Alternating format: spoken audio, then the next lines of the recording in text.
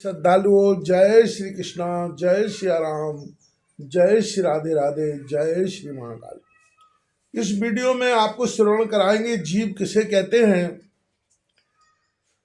भीष्म जी कहते हैं कि हे प्राज्ञ शुद्ध और चेतन परम तत्व आत्मा में प्रकृति के संसर्ग से विकृति उत्पन्न हो जाने के कारण ही उसकी जीव संज्ञा हुई है।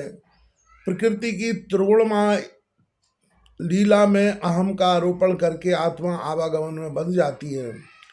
स्वयं सुख दुखादि द्वंद्वों से रहित होने पर भी भिन्न भिन्न योनियों में जन्म लेकर सुख दुख को भोगता है।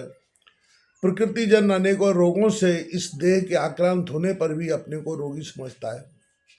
भीष्म जी कहते हैं कि हे धर्मराज, जिस कर्म से अपना तथा अपने संपर्क में आने वाले प्राणियों का आध्यात्मिक कल्याण होता है उसे धर्म कहते हैं।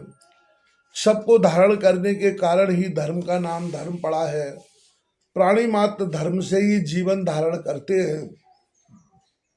अतः जिस कर्म से प्राणी के जीवन की रक्षा होती है उसे धर्म कहते हैं। दूसरे शब्दों में अहिंसात्मक कर्म को धारण कहते हैं। हे राजन, कल्याण का कारण परिणाम को दृष्टि में रखते हुए सत्य बोलना है। वही धर्मज्ञ है, अमर होने पर भी अपने को मरण धर्मा मानता है। वह ज्ञान रूप होने पर भी अज्ञानी बन जाता है। सत्य होते हुए भी अपने को असत समझता है, इसलिए उसको जीव कहते हैं।